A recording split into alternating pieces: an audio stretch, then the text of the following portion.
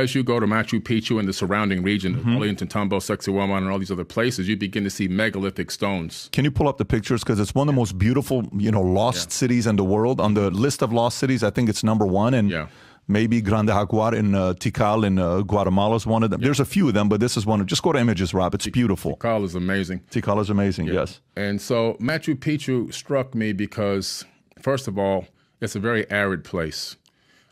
When you talk about the ability to build an entire sustainable civilization that high up, 11, 12,000 feet above sea level, lack of oxygen, to be able to learn how to build those plateaus and cultivate quinoa, but you also need other food as well. It's just very hard living if you don't really understand what you're doing or how to work the land properly. These people had learned and mastered how to work the land in this very dry, arid place. And what's interesting is a lot of those mountains that are surrounding Machu Picchu, when you're there in person, you begin to look at them, you begin to see that way high up, there's carvings in the sides of the mountains' faces that have been carved. The locals say that these are the beings that came down from the heavens that helped build this fortress. All right, so that's pretty amazing. There's a lot of faces carved all throughout the area. And then, at Ollantaytambo, when you look at the gigantic stones, you find out that they were from another mountain.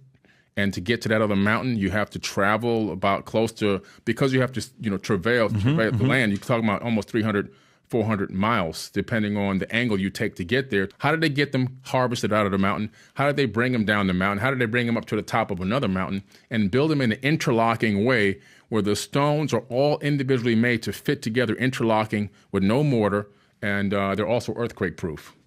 That's crazy technology. Did you come up with a conclusion? Is there anything that the locals believe in? Is there anything you saw with scientists or others who study these kinds of archaeologists to say this is what they found? The homegrown guides and the homegrown archaeologists that aren't afraid to talk say that these fortresses were built in a day and a night by the beings that came from heaven. That's what they say. That's what they say, yeah. What do traditional scientists from big universities say? They say that, they're not really sure how they would do it. Maybe they took trees and rolled them on, stones and rolled on tree logs. They really don't have a good opinion on exactly how it was done. They just don't, of course, they don't go towards any people outside of this planet or any additional help or any construction techniques that would have been given to humankind or mankind. They just try to say, well, we're not really sure how it was done, but it was probably humans.